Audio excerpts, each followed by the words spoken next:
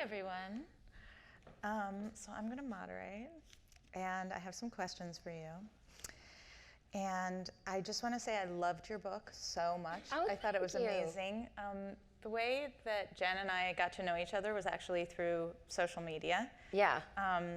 Through Twitter. Through Twitter, we started, and I have many questions about Twitter for later, but we started DMing each other and quickly realized we were both sort of recently divorced and had both escaped to Malibu.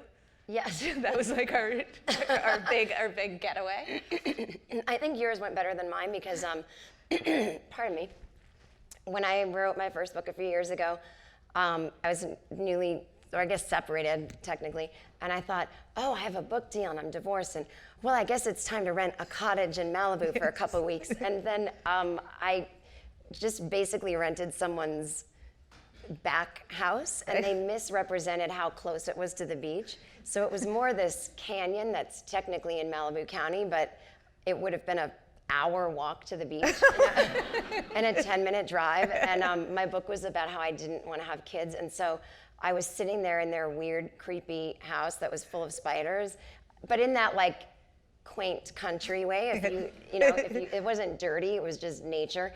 And then the woman didn't tell me that she had a kid, and so the kid was obsessed with whoever was staying in the guest house, and so she would stare at me writing.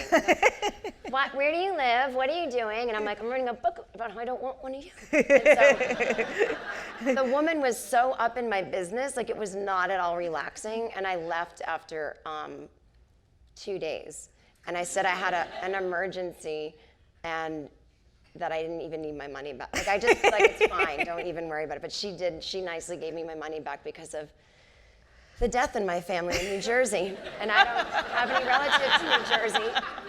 So I felt it wasn't bad karma to lie. Oh my God, that's incredible. I'm way too, I like have to knock on that table just hearing you say the death in my family. Well, I said a relative in New Jersey. And it's like, it's not specific enough to like curse me or anything. Come back at you. But yeah, so we were DMing about that, but I think your Malibu experience was you were mine there was longer. Yes, It it was was better. better. Mine was actually at the beach. Mine did the thing it was supposed to do. I think it kind of, was like a place where it was like okay to drink wine at noon. For like Totally. that was like it's really appropriate in Malibu, and that helped me through my divorce too. Just a nice Chardonnay. Just don't get on the PCH Yes, drive exactly. after Mel Gibson. You don't have to. Okay, so here's my first official question. Mm-hmm. So this is just, does current feminism ever make you feel 100 years old? It does actually. It does. Well, it's funny. Like I remember when Girls first came out. It didn't make me feel old. It just made me feel like, oh, kind of like everything old is new again, in the sense that we all kind of deal with the same things at any age and in our 20s, and dating, or am I getting an STD test or whatever. But it was something about this past year, and I think it is because of social media. So I don't know if social media is bringing it to light, or it's just that the people on social media are a little boisterous or out of their minds, or just really young, and I'm dealing with like teenagers who are all like, I know what I am. Right. But with the whole Bernie Sanders thing, I am flipping out at the new feminism. Like when I was in college, it was the 90s, and so I was part of, I thought, what was called third wave feminism. And there was a book about it by this woman, Jennifer Baumgartner, that came out when I was in my early 20s, and I was called a third waver. And Gloria Steinem, I think, was thought of as a second waver. Yeah. And now I'm hearing that the women are saying, I'm a second waver. You're the second waver? Yeah, and that they're third wave. So I don't know if they just don't know, or they're just lumping me in because anything over 40 is also like, 80. Right. Yeah. And so, wow, maybe I really don't think noticed Gloria this would let us call ourselves second wavers. No, I think it's just like generational infighting where, I mean, at least it's only happened to me online. I haven't like experienced it in person, but it makes me want to act like an old lady, like you wouldn't even be doing this if it wasn't for me. That's right. But but I feel like anyone just living their authentic life, it is helping the next generation. And so, but there seems to be this like, I know every generation says this, but I can see it, this lack of respect for what came before. It's not like, and thank you guys, and we're building. Right. It's like, you're all stupid, you old, you think, But I think that's part of it. I think that has to be part of it. That's part of the cycle. I guess I'm uncomfortable with it. Yeah. Well, because now we're the other one on the other side. Well, I was talking to my friend about it who has a kid, and she's like, oh yeah, that's just what happens. And since I don't have that experience at home with being told I'm a stupid old loser who doesn't know anything, I guess if I had a child... You could come to my house. You could hear that every day if you want. I mean, as painful as it is, I think I've already heard that happens when you have a child. Right. But I didn't know that strangers could say that to me, and I'd be like, no. Yes. And so, I feel really old, and I guess part of it is feeling defensive. Like, I guess there is more I have to learn, but I hope everything I know isn't wrong. No. You know? It really, I do feel. No, but you can always find someone more radical than you to hate on you for not being radical enough. Yeah, I'm not radical enough because I would vote for Hillary Clinton if she's the nominee, and it's like I I'm guess not radical in the same. I bet that most of this audience is not radical. But this is actually a good transition, I think, into internet stuff, which is, I wanted to talk to you about a lot of things. But so the internet is this sort of hideous, vile place a lot of the time, but it's also a place where a lot of people with marginalized voices get heard. Yeah. Like women.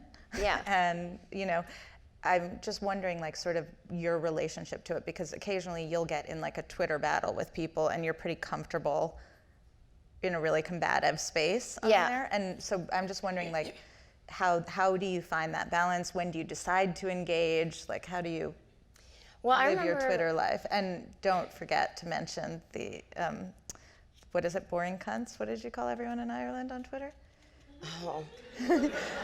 Bunch of cunts. Bunch of drunken cunts. Yeah. Which I will explain. I was told to. But I think Twitter, well, especially because, and I don't mean this in a like me way, I just don't work in the space of TV as much as like having my own show, my own Netflix special. It's just, so my voice is my Twitter account, and I have the luxury of not being famous to the level where I'm in industry and Sony would get mad if I acted a certain way. So I can do whatever I want while I'm still in that area. So from what I've noticed, like, my job is to sell tickets to see me live. And I don't mean to sound manipulative, but people can see me for free all the time. Twitter, a podcast, this or that.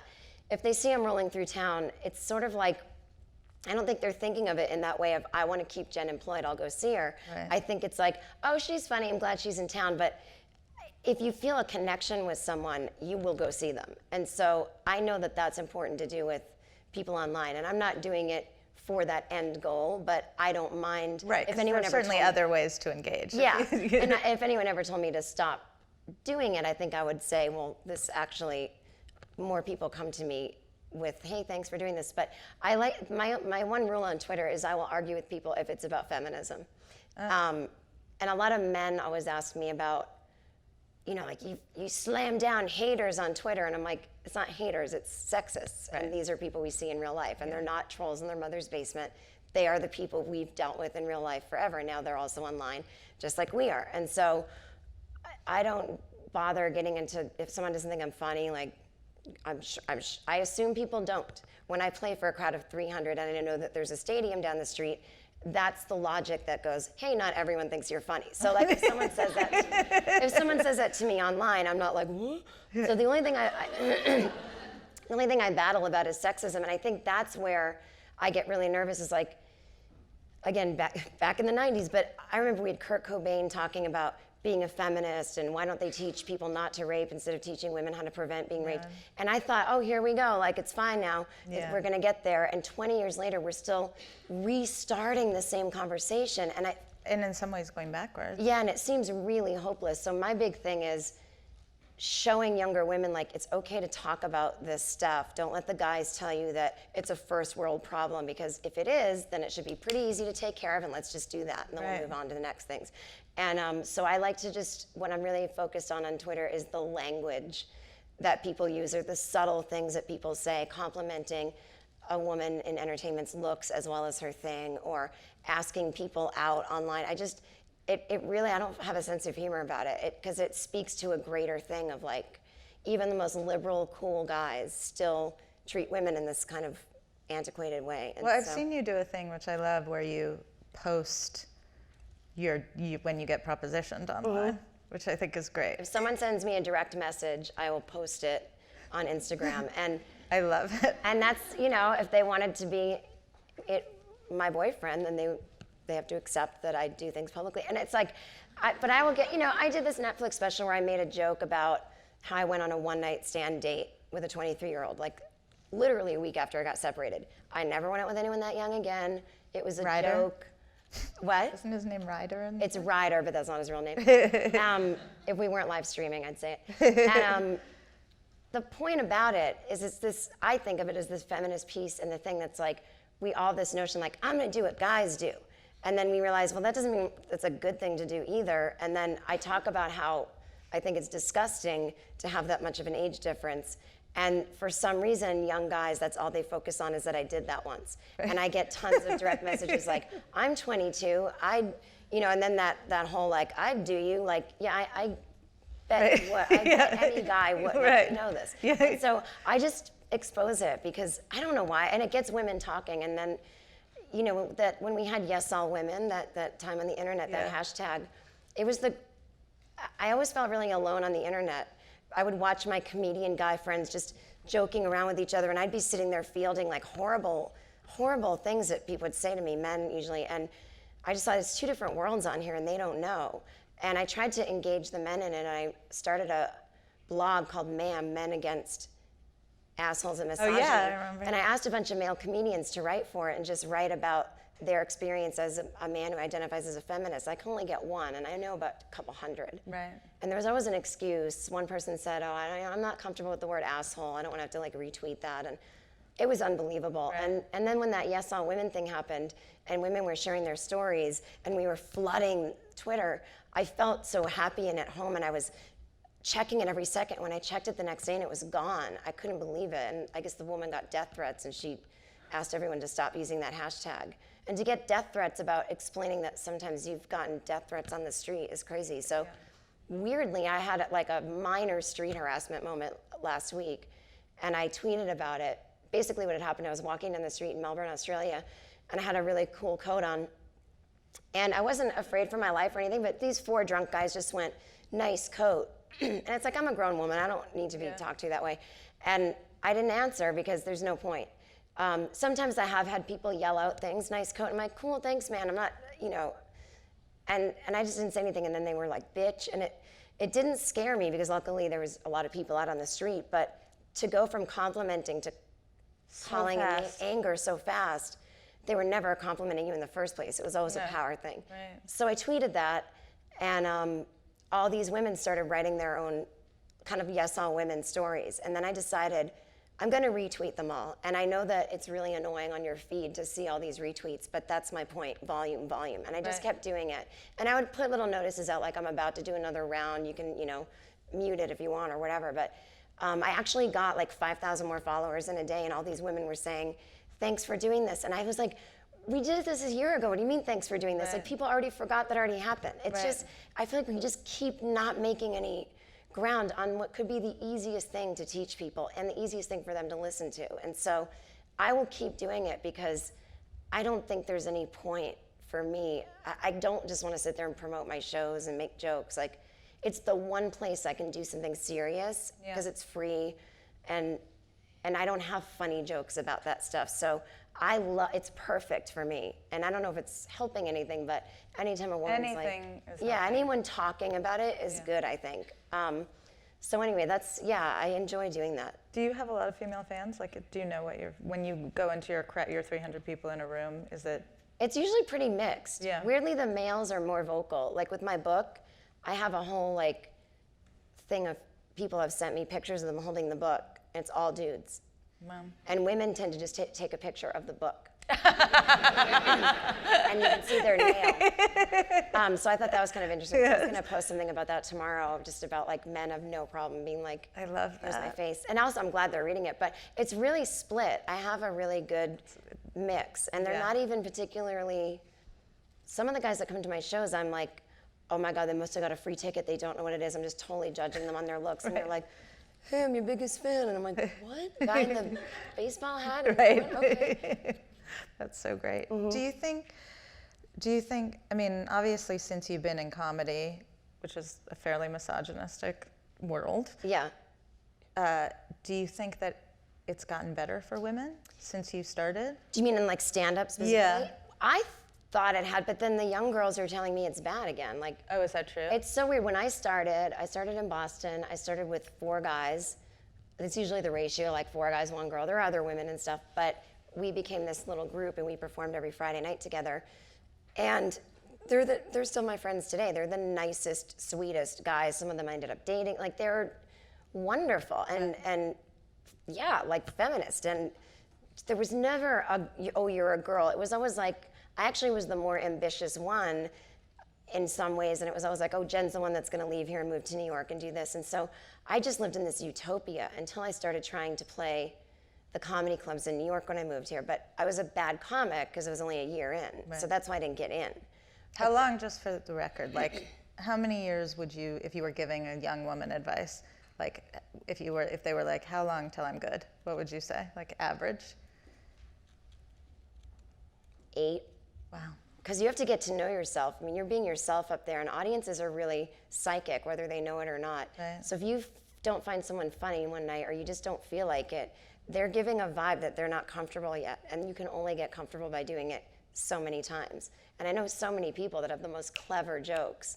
Like a lot of guys who open for me on the road will be obsessed with their jokes backstage. What do you think of this? And it's great, but when they get out there, they don't think they're wobbly, and that's what adds to the awkwardness. Right. Like, they're kind of posturing a little, and so I think it's hard for grown-ups in the audience to care what someone who's 21 is saying as a stand-up. Right. I think if you're making a film or something, it's like you're creating your world and we're coming in it.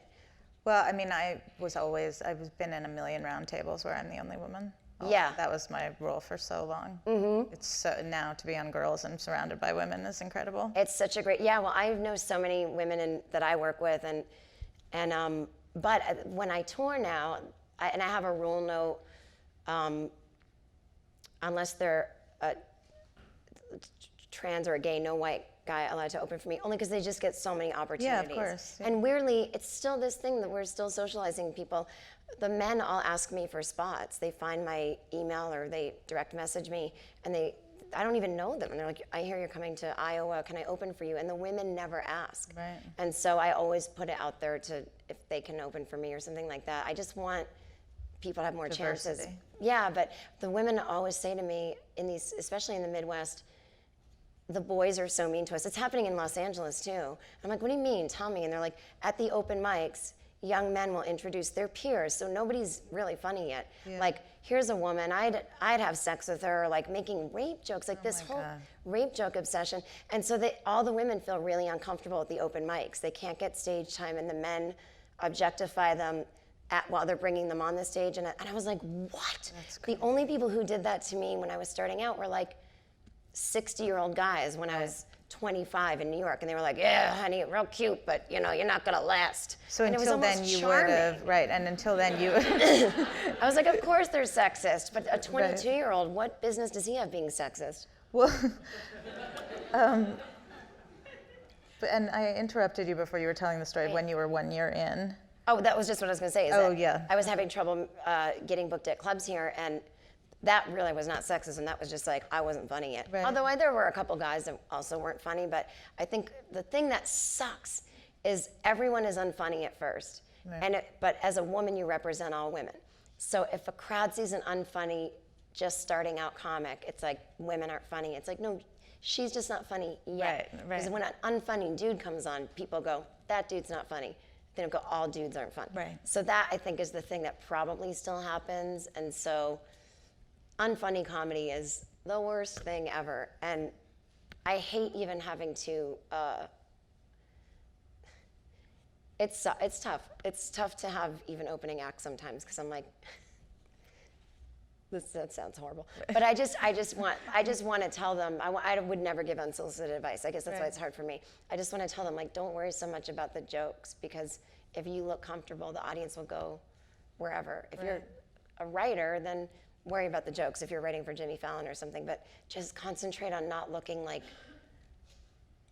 freaked out up there. What do you, the young women who you're talking about who are experiencing this, like, what do you tell them? Well, I'm like, call out these guys. What are you afraid of? They have no power. Put their names on the internet. Tell someone above them, like, tell on them. Yeah. Or get the mic and just obliterate them. Don't do your act. Just point out what they've done and treat them, just go nuts. Right. Go riot girl on them, like, go nuts. And I mean, I would be thrilled to see that if someone did that. yeah, I mean, I would have done that, and that, again, is growing up, like, listening to bands like Bikini Kill and all those punk girl bands that were like, we're not taking this crap anymore, and, like, you know, they're afraid, and I'm like, I thought it just would magically be better. And then a lot of them start their own thing, but I'm like, don't separate yourself. If you want to start a women's something that's a safe haven, great, but also do the other stuff. Yeah, you have to. And that was something that was advice I had been given when I was starting out, that I started to just go where I was welcome, and you can't just keep playing little, like, cabaret rooms where everyone understands you. You eventually have to keep trying to get everyone to laugh at you. Right, and that's how you get good. Yeah, yeah. Right, and do you? Well, hold on. I'm gonna get to one of these questions. I swear. Consult your cards. Let me just consult my cards for a minute. Well, okay. So one of the other things I want to talk about, because it's, you know, for those of you who don't have the book yet, it's sort of Jen telling essays about getting back on her feet after divorce. I would say is one way to look at it. It's very funny, obviously, and one of the things we connected on is divorce. But I think there's like this way that divorce is portrayed in the media all the time, like a Nancy Meyers movie, like a girl eating ice cream and sobbing and whatever. Yeah. And I just thought what was so exciting about this book and fresh about it is your portrayal of divorce as what it looked to me like, which is what it really looks like. Yeah. And it's, you know, experimenting and sort of doing anything that you think might make you feel better for a minute, whether it's like being with younger guys or any of that. And were you, when you were writing it, were you purposely pushing against kind of the stereotypes of that? Or I was, it organically was my story. Yes. But I was happy to I was happy to push that narrative, because I'm also sick of it being like, I'm not single because I'm raw single. Like, hey girls, let's get the Chardonnay. Like, I love being single. It's not my identity. Right. It's just, you know, sometimes I'm in a relationship, sometimes I'm not. And when I'm in one, I love it. When I'm not, unless I'm pining away for someone specifically, I'm fine. Yeah. And so for me, getting divorced wasn't, and I say it rather defensively, and I hate to say it because I feel like I don't want to make my husband look bad or anything, but I left my husband. I didn't want to be married anymore. And by the way, he was fine with it. I mean, I think we both were fine. You say in the book it seemed like he was relieved, I think. Yeah. And so, but it's one of those things where I didn't leave to pursue this. I didn't know what I was going towards. And for me personally, to have done something like that was the first time I did anything that brave in my life. Yeah. I've had anxiety and panic disorder my whole life, and I was always very broke, and I think when my husband and I got together, I think I just thought, here's a nice person who won't leave, and I'm 30, and so we were together from 30 to 37, and I think it was like, I'm 30, I don't know what my place is in the world, I don't even like getting on airplanes, I don't know what my job is, and he's not where he wants to be, but we'll do it together and everything will be safe. Safety. That was what it was about for me. Right. It wasn't about so much like security and what will people think, but just safety. And then to realize what ended up happening was I ended up kind of against my will becoming a road comic and touring and having to fly and having to get over the fear of flying and realizing there's a way bigger world than I knew, and the marriage thing was not fitting me. At least, again, it's like that particular marriage didn't fit because he had a different relationship with his family than I with mine. I'm close with mine, but I call the shots. I'll see you when I see you. I see them a lot, but it's up to me. And he had a kind of a meddling family, and I think he wanted to leave LA at a certain point and settle down on Cape Cod, and I want to work till I'm 90, and so I realized, oh my God, we're totally different people, and I'm actually becoming the person that I didn't know I was. And I remember this job I had, we had to go to Australia in 2009, and I had just gotten married. And I thought, I can't go. My fear of flying is too bad. I don't care how much Klonopin I have. I cannot be on a plane for 16 hours. I can't even, once I land, I thought, I'm gonna be aware. I'm under here. I can't do it. And so I just didn't want to have panic attacks the whole time. And my boss, actually, I was writing on the show Chelsea lately, and my boss called me into his office, and he's like, you don't have to go. You can like write from here, because I know that you will just be so panicked. And something told me, this is your challenge. And so I went, and I love that I'm acting like it was a challenge. We were flown first class, and I took Klonopin. But when I got there, and I wasn't even as afraid as I thought, when sometimes I'd feel a little anxiety and then it would pass, and when I realized I loved the culture and the people, and then I wasn't thinking, oh, I wish my husband were here, when I realized, oh, I'm someone different, and I've been married 8 weeks, and I was like, oh my God. And then we had the option to extend the trip if we wanted to stay a little longer, and it was Thanksgiving in America, and I called my husband and said, I think I want to extend the trip, would you mind? And he was like, no, it's okay, because I also, I came down with shingles, and I'm really contagious, and maybe it's for the best. And so when I was there, someone said, did it ever dawn on you to go home and take care of your husband with shingles? And I was like, no. And I felt like such a bad person. Right. But so it just, when I left, I just remember crying in this deep way that was like, I'm someone else, and now I'm trapped in this thing. And I know this sounds really, really obnoxious, and I don't mean to offend anyone who's trans, and I know she's not everyone's favorite, but I actually really relate to Caitlyn Jenner in that weird way. And I met Caitlyn when Caitlyn was Bruce, and we went to a party at the E! Network, and I was miserable being married. Nothing to do with my husband. I just wasn't living my life. And all I would do is sit and watch news all the time, MSNBC, and get angry. I'm gonna say I bet there was something to do with your husband. I know Yeah, you're yeah. trying to be kind to him. Oh no, it totally was. Yeah, I just wasn't the right guy, and but I wanted to end it, and I was afraid, and that's where the anger was coming from. And my friend who knows the Kardashians was saying, you know, Bruce just sits there screaming at the TV all the time about politics. Oh. And I was like, I bet Bruce is unhappy in the marriage. And we ran into each other at this party, and we had met once before, and I started talking politics, not realizing he was on the right. And he started screaming at me.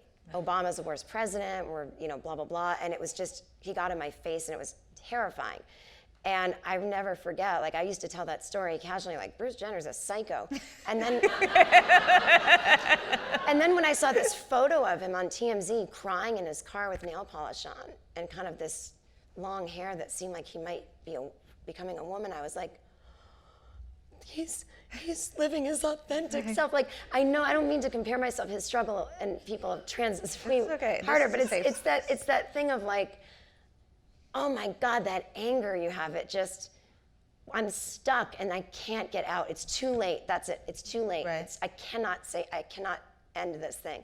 And so I think that's what I wanted to write about, was that feeling of, yes, you can always get out of the situation you're in, and it doesn't have to be like, you go girl, but it doesn't have to be, I was sad, I was scared, I was like, I don't know what to do, I don't know how to, I suddenly noticed that I was alone in a house and I was afraid of burglars, you know, stuff like that. And so but it was honestly like a week I felt weird.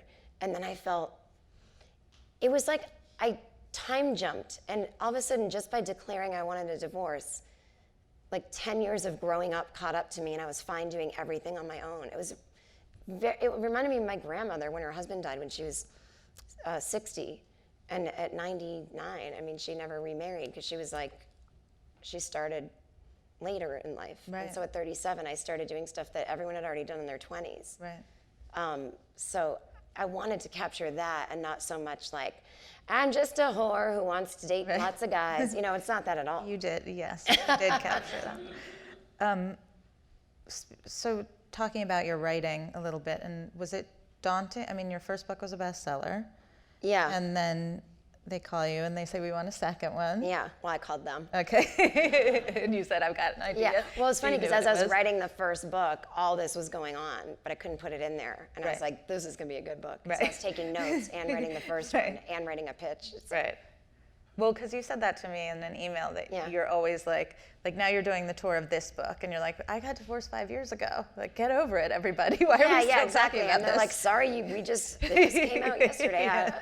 But yeah, I think there is this sense of people like not reading the timeline. So a lot of interviews I do, it's like, How are you feeling today? yeah, they're like, was it weird to write about and talk about? And I'm like, no, because I waited 5 years. Right. I'm not like a total jerk. Right. And so you went to your publisher and you said, I've got this idea, and they were super psyched. And then you went back, and I'm trusting you didn't go back to Malibu to write.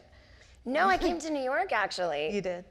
We had this really weird weather year, the year that I was writing in LA, and I mean, we used to have some semblance of seasons, and this one year, I swear to God, it was 100 degrees every day for a year. It was 100 degrees on Christmas, and I couldn't stay inside and write. It felt unnatural to be in air conditioning and have it be really nice outside, and I'm trying to write a book. This is not where, I felt like I'm doing something wrong. I should be somewhere, and so. Well, that's the curse of LA, that everyone Yeah. makes you feel like you should be outside all the time. And I'm like, why? It's always like this. Yeah, right, I can do it tomorrow. I know. As long as once a week I do it, it's I know. fine. And yeah, I actually noticed I'm changing as a person. I used to live here and I ran to LA for that lifestyle. And then it's been 14 years and I'm like, oh, I'm so sick of it. And I miss New York. And whenever I'm here, people are like, wouldn't have wanted to be here last week. It was raining. I'm like, no, I like the rain. Right. But so I did an Airbnb thing and I came and lived in Brooklyn for 2 months. And almost in a sort of like taking care of my inner person way. I was like, oh, hey, Jen, here's Brooklyn. You used to live in it a long time ago and you couldn't get anything going, and now you're on your second book, and like just know that as you're writing. But there's no way to like contact the old you. No. She doesn't know. So I wrote a lot in Brooklyn, which has changed a lot. Now I was like, okay, there's too many crying babies. So I found a few. I ended up having to go to wine bars, and like have a glass of red wine and then an espresso and that's kind of what I would do. Is I would write in places while there was a lot of traffic and noise, like people traffic and snow and all that. And that's when I come to life. And I write on planes all the time. I used to write, you know that restaurant Lou in LA? It's like in a mini mall, like all the best restaurants. It's on Vine and Melrose. I used to sit at the bar there. I know that is, though. I rewrote, I had to do a punch up, this is true, of Transformers 3. I had to fix the female part. And I used to sit at the bar and like try to give her a personality. Yeah, what was she before? She was Megan Fox before. Oh. That's why they needed a rewrite. Right. It wasn't like, oh, she needs more depth. They were like, someone has to put a new name on her. So sad. It was a really insane job. But anyway, yes, I like to write publicly too. Yeah, I like to write in public. And how long did you spend on this book? I actually took 1.5 years to write it, almost 2, because as I was writing it, I had a lot of trips coming up, and I thought, oh, I bet fun stuff will happen on those trips. And this is about being independent. What's more independent than going to like Europe 3 times in 4 months for stuff? And I was going to turn 40 during it, and so I asked for an extension, and thank God I did, because a lot of there's great stories in Europe. It took different directions after that. Yeah, Yes. I actually left my house. London stuff. Oh yeah, can I tell them why I called? I'd love it. So I did this comedy festival in Dublin, and I guess the people of Dublin are great, but not the people that come to this comedy festival. They don't know. Imagine like if everyone that does SantaCon came to a show and didn't know what. So it's in this beautiful Ivea Gardens and these tents that once you're inside of them look like theaters. And I got on stage and it was seriously like the most stereotypical thing you've ever heard in my life. I had a joke about like, anyway, so I'm divorced and I went on this date and this woman in the front row yelled out, "You should have made the marriage work." And I was like, "Are you joking?" And she was like, "No." And she was like, seriously Irish Catholic. And then I said, well, anyway, I brought this 23-year-old guy home and this one woman yelled out, "Too much information." And I go, there's so much more information coming. And then I just bombed, the kind of bombing that like, I think people don't, it's just dead silence the whole time. And you just want to go, why are we bullshitting each other? Let's all just stop. Right. Let's end the charade. Yeah. And then the show ended with like a bunch of guys who had rented, like 60 dudes bought tickets because they were having a university reunion and they just thought they would just come and talk. And they just were, like the stand-up company, they was screaming and yelling. And I was like, it was the worst. Like instead of going to a bar, we're going to go to a comedy festival and just make it our own space. And so every American was bombing, and I ran into two really talented people, Anthony Jeselnik and Neil Brennan, and they had bombed. I'm like, oh, if you guys bombed, then I don't feel so bad.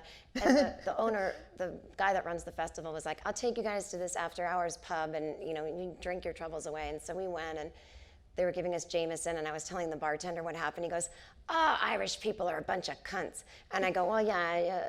And he goes, but that's the term of endearment here. I go, no, I know, I love it. And he goes, I go, oh my God, look at my Twitter. And it was coming in like, you sucked tonight, you're horrible. And he was like, just tweet, Ireland is a bunch of drunken, dumb cunts or something. And he goes, they'll get it. They'll like you. You'll get them back. And so I did. And then I forgot that I tweeted it because I kept drinking with my friend, and the night got really intense. We're all like telling each other our soul secrets. And I leave, and it's 6 a.m. I don't even realize that it had stayed open that late. And I'm feeling great, and I have one more show the next day, and then I'm out of there, and I go to bed, and I wake up, and I check. It had been picked up by all the like TMZs of Dublin, like American comedian says Dublin's a bunch of cunts, and people were like sending me death threats, like you're a whore and a wretch, and I hope you die. It was unreal. And the more I apologized, the worse it got. I was just like, forget it. And so then I got a big crowd that day because people were coming to see. To hate you. And they ended up liking me. I came totally hungover. Right. I had stains on my clothes, no makeup, and I was just like, I sat on a stool and I was like, I'm so sorry. Here's what happened. And I told them the story with more detail, and they were like, yeah, and it was fine. Oh, you got them. That's good. Yeah, I got him back, but I probably, when people ask me, are you coming to Dublin again? I'm like, not for a while. And is the difference between writing your book and doing stand-up, like, it's such a huge difference, right? Yeah. The immediate response, like even from Twitter, and then they're coming to scream at you. And then the time it takes, the year and a half it takes to write the book, and then you're editing it, and then pub date and all that stuff. Like, how did you make that adjustment? Well, I kind of like writing a book because I love writing, but sometimes I don't want that. I need that immediate feedback, or else I have no job. But it doesn't mean I always love that that's the process. Right.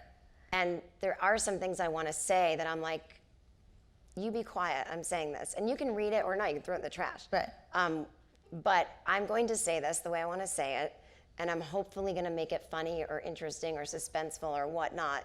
But no one's around to bother me about how I do it until the editor suggests things, and that's fine.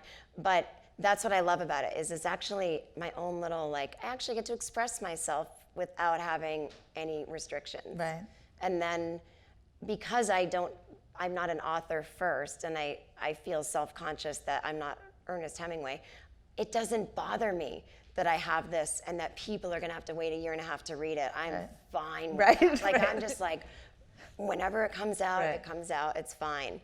And then once it's out, I've read it so many times that I'm like, yeah, this isn't bad. Sometimes I'll pick it up after 3 months and I'm like, good job, Jen. Right. And I don't hate it. And so, like, that's all I can say about it is I don't hate it. Yeah. And that's, I think, a good thing. But yeah, I have all the patience in the world when I'm writing, because I do get I would be more crushed if people didn't like the book than if people didn't like my stand-up. Right. Because I remember Joan Rivers saying in her documentary, tell her she's not funny, she doesn't care. Tell her she's a bad actress, it hurts. Because that's what she really wanted to be. Yeah. And I really wanted to be an author since I was a kid. True? Yeah. I didn't know, because you never wanted to be an actor. That's never like a... No, I did. Oh, you did? Yeah, I went to acting college and everything. And wow. I thought I was going to be this dramatic actress. But whenever I did anything, people would laugh when I was trying to be serious. And that's why I say it takes 8 years to be funny, because I would be like, no, I'm being serious, you guys. And that's what's funny about me, is when I get all Richard Lewis-y and hooked up. And until I accepted that and realized that about myself, which took like 12 years, now I can play into what's funny about me on stage. But as a kid, like when I was in 5th grade, or 3rd grade is when I started, I would just write essays for fun. And we had like authors come to school, and I would always tell them I wanted to be an author. And then actually in college, they suggested I change my major from acting to writing. I was like, thanks, I But it went from writing to acting, but deep down, that's like my childhood thing. And so if people say you're a bad author, I think that would cut me way more than you're not funny, because Now you're a best-selling author. I know. You did it. I did it. Well, then I have to go, well, that just means a lot of people bought it. Doesn't mean they all liked it. Did she come out? I heard some rustling, but I don't. I have 42 more questions. Oh, okay, well, yeah. You guys are free, right? You've got time. Okay. Let me see. This is a good question because I didn't get to my question, so I'm just going to use this. I love it. My mom is in town and she's driving me nuts, but she's really nice. How do you feel about yours? And this is one thing I wanted to ask you, because you talk in your book about, you say, I'm so scared for my parents to read this. Yeah. And so I was wondering, so this is a question about your mom, but it's also, I want to know, sorry, I'm punching up your question, but I want to know sort of, what is it like to do the work even though you know that it could really upset people close to you? Oh, yeah. I just have to, well, Bob Odenkirk said, not to me personally, I heard him say it on a podcast, do your art as though your parents were dead. Right. And so I think that's a really great advice. Like, this is you. They created you. And tough crap. They created you. And I'm 42 now. It's like, I shouldn't be afraid. And I email my mom, don't read the book. It's too sexy. It's not too sexy for us, but like for my 78-year-old, formerly very Catholic mom. And she was like, never, you're a grown woman, Jen. And I was like, yeah, but I think, I don't want her to feel sad for me and be like, what do you mean you had a one-night stand? Or what do you mean you stayed out till 6? Like, I just don't want her to worry about me or anything like that. And I think she's not, she's way less Catholic than she used to be. And we talk about sex a lot. And she said to me one time last Christmas, what if the premarital sex is a sin and there is a God? What do you do? I go, I guess I go to hell. And she goes, how are you okay with it? I go, because I don't believe in it. She's like, but what if it's true? I go, then it's going to be awful. And then that was the end of the conversation. Right. And then, and she laughs. Like, we have a very open and honest relationship, but I would just hate for her to go down a rabbit hole of self, like, what did I do wrong? You know, like, just because of some of the reactions she's had in the past, which is like the first time she found out I smoked pot, which I don't at all anymore. I don't put anything in my lungs, but she found out I did in college. And by the way, I mean like tried it. I wasn't even regularly smoking. And my dad picked me up one weekend. I was coming home to do laundry, and he was like, Mom's in bed. And I was like, oh shit, I know what that means. And so she just like would lay in bed and cry and be like, to her there was like heroin and you're gonna, you know. She was crying in bed because, oh my God. Yeah, and so anyway, so she doesn't drive me nuts anymore. I think, I think therapy helps and detaching and not trying to, I think like whenever anyone says their mom's driving them nuts, especially if my sister might say something like that, I'm like, that's because you're trying to change and fix. If you they can't drive you nuts if you're just doing that. And if you can preemptively love them and know their little anxieties, and before they come up, just be like, I am so glad you're here. I need lots of quiet time though, and just be funny about it. I mean, my sense of humor like saves my relationship with my family. That's so great. Yeah. I had a therapist who said, like, you know, if you're walking down a hiking trail and you see a rattlesnake, you don't try to make it not a rattlesnake. Just let it do its rattlesnake thing. Yes. And it'll leave you alone. And that's sort of I think all the years too that I was thinking that I knew how to like be and deal with my family, they could sense that condescension too. And it's like, just chill. And also just like, yeah, let her drive you nuts. Right. I just passed over to Fuck, Marry, Kills. We're going to skip those. Oh, okay, yeah, sure. What's your most embarrassing childhood moment? It's funny because I have many, but I don't remember being embarrassed during them because I was such a weird kid that I thought I was right and they were wrong. And I think it is true. I'll tell a sad one. I dressed up like Mozart and went to school once. That wasn't sad. The movie Amadeus had come out, and I was like, that's awesome. And I played piano, and so I was like, I'm going to be fun and crazy, and people didn't like that. And I was like, these people are squares. I did something else like that. I went to a costume party dressed like Groucho Marx, but everyone else was dressed like Madonna and stuff. I was Harpo Marx for Halloween. You were? Yeah. How old were you? I was 8, I think. Did you? I'd never even seen a Marx Brothers movie like that. I had seen the Marx Brothers movies. Mine was But because don't you think it's kind of lame that I was Harpo? No, I think it's even cooler. I think it was because like, it means you saw a movie. It's true. Because I saw so many movies. Mine was because of this Vlasic pickle commercial, where there was a cartoon duck holding a pickle like a cigar. That's the best tasting pickle I ever heard. And my mom explained he's doing an homage to Groucho Marx, and then I saw a picture and I was like, oh, that's funny. And I thought that would be a real like deep cut thing to do at a costume party, and people were not into it at all. And I was like, again, just wearing bracelets doesn't make you Madonna. Like, Right. I was in the thing. But I think my most embarrassing childhood memory is I was bullied in school by boys, like physically bullied. And it didn't help because my mom was a recess disciplinarian, which is like the person that just yells at everyone on the playground. And it was a volunteer job. I'm like, she can't even use the excuse, like, I paid for your school Right. with that. Like, no. And so, but I got bullied and I fell in a puddle and I had to go to the nurse's office, and my mom actually wasn't there that day, and she was driving in to bring me dry clothes, and I was just in a towel, and the biggest bully, his name was Ethan Hawke. No, Ethan Hawke. Ethan Hawke's the actor, right? Right, okay. I thought this was where you told us that Ethan Hawke bullied you. Oh, no. Oh, I love him. Ethan caught me naked for a second. And when you're 10, you don't want to be naked It in happened front to of... me when I was 11, David Carmel, 6th grade pool party. What did he say? Nothing. I just heard him, he opened a curtain and then closed it, and I heard him say, like, that was Jenny, and everyone laughed because I screamed. Oh, that's kind of... No, it sounds funny. Years of shame. Ethan just made a weird noise like, ew. And I was like, here's an awful thing, though. This is so that's my most embarrassing moment. Like, it hurt, and I didn't want to go back. I just ended up going home, and I didn't want to go back into school, and it was awful. But years later, he bullied me all through whatever.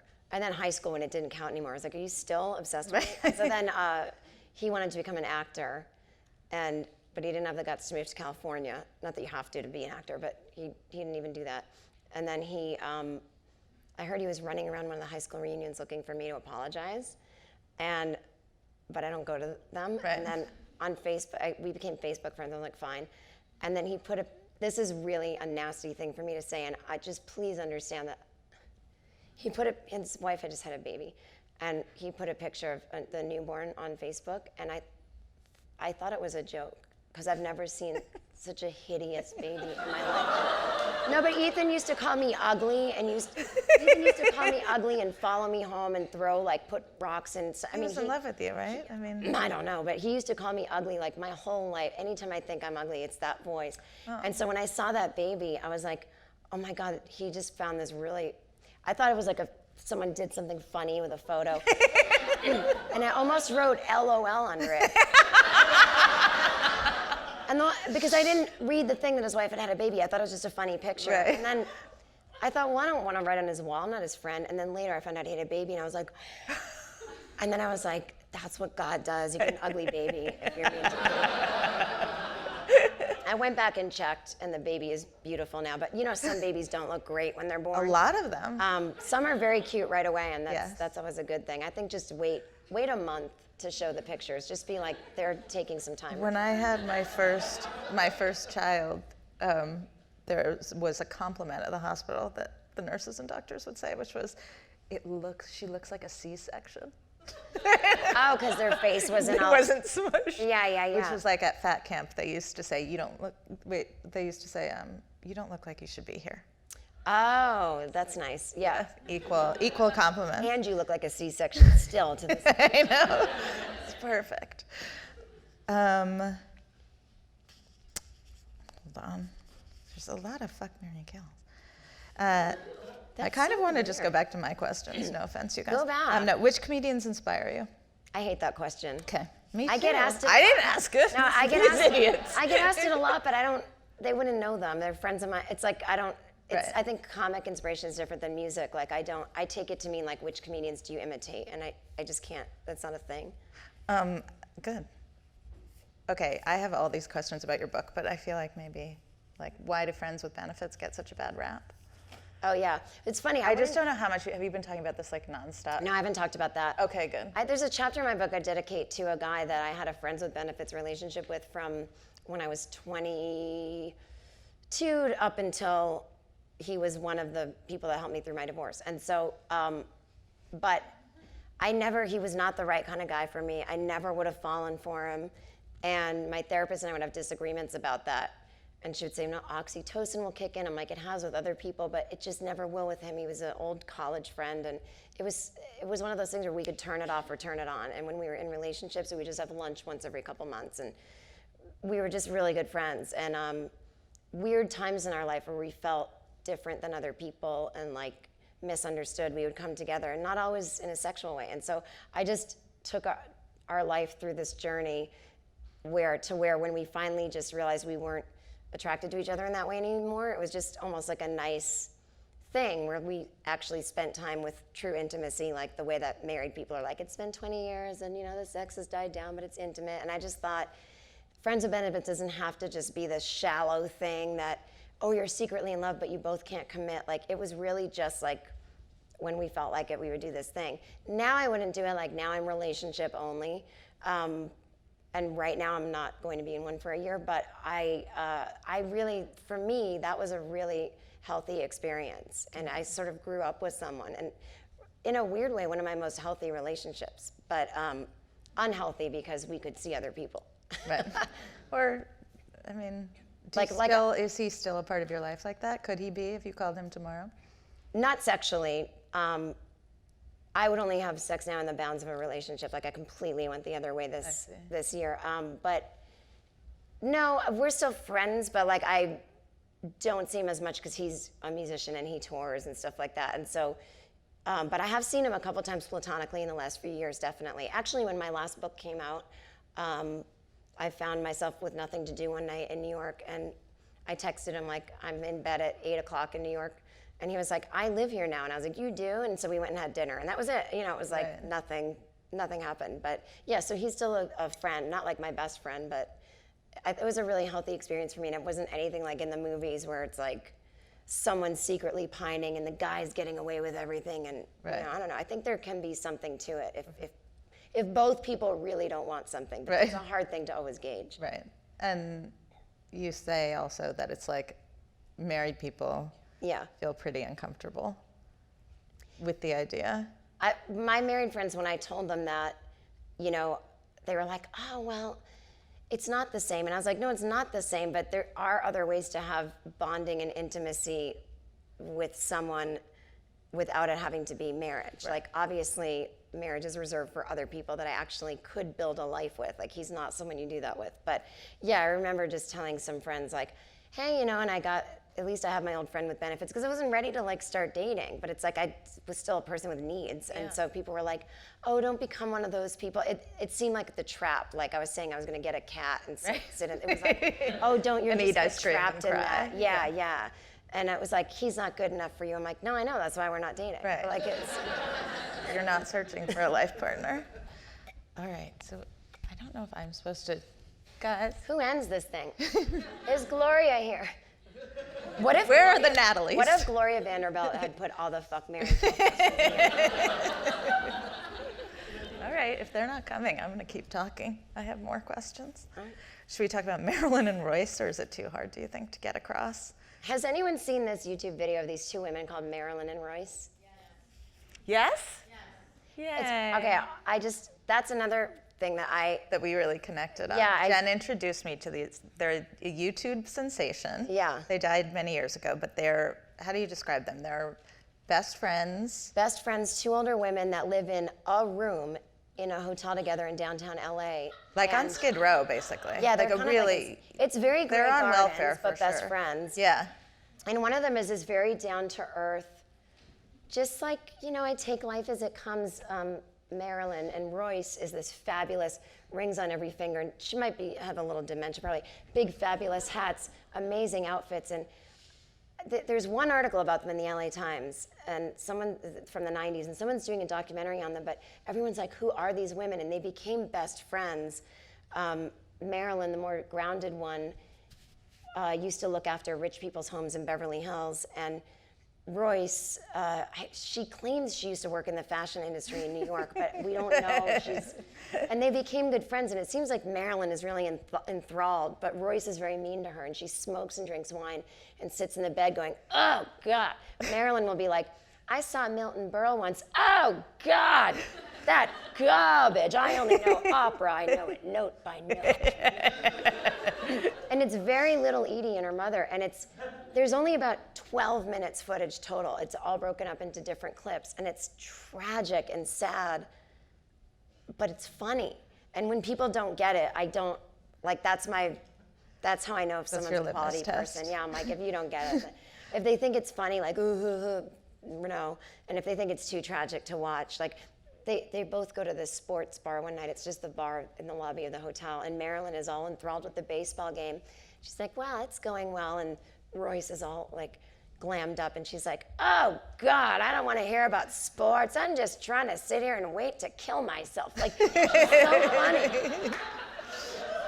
She's the funniest person in the world, and she's just talking about taking ballet in Paris as a kid, and no women in America aren't elegant anymore, but there's a kind of grace to them about growing older, like they wouldn't be the same people if they were there with their husbands and kids. And that's what I love about it, actually, is like at the base of it is this best friendship, and in some ways it's like a real fantasy. Like if I could wind up like with Lena in a hotel drinking wine. Do you think?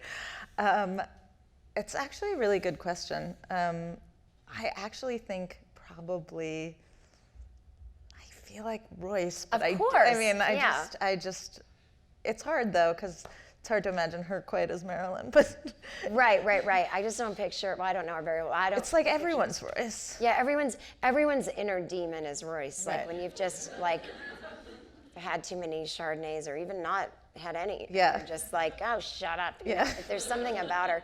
But there's something about them if you can check out that video. But it's weird things like that sort of, you can get to know someone by just showing them that and seeing their reaction.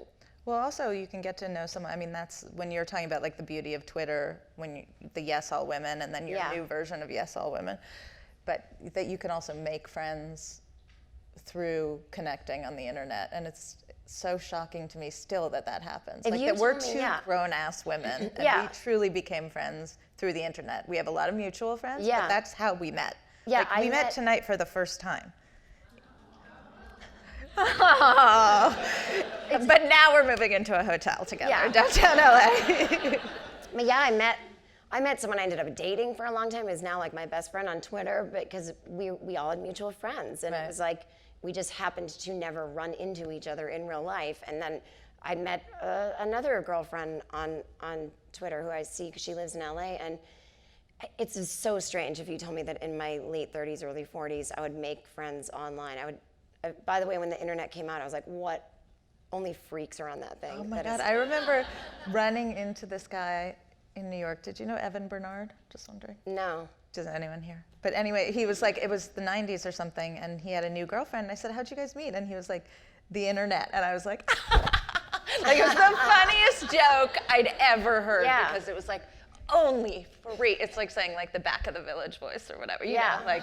Well, and it's funny because I've never done internet dating or Tinder, and I won't do it. It doesn't seem romantic to me, and I don't trust anybody, but I would meet someone on Twitter in a weird way, because you can see who they are. Yeah, totally. And you can find out who their friends are, but you can't. Or they're playing like the longest con in the world, like a 5-year and if they are, then Twitter great, handle. Then they deserve a girlfriend. Yeah, exactly. But yeah, there's something really cool about the internet that I have no shame about. Like I think it's kind of an awesome space. Me too. So embarrassing. I think so too. All right, I guess you have to sign books. Yeah, I guess we're signing books. Oh, here we go. Oh, here they come. Hi. Okay. Okay, I guess we're wrapping this up. Thank you, everybody. Thank you guys for coming. I could do this for 10 more hours. I have so many more questions. I'm sorry I said I hate that question. it's not going to be an interesting answer.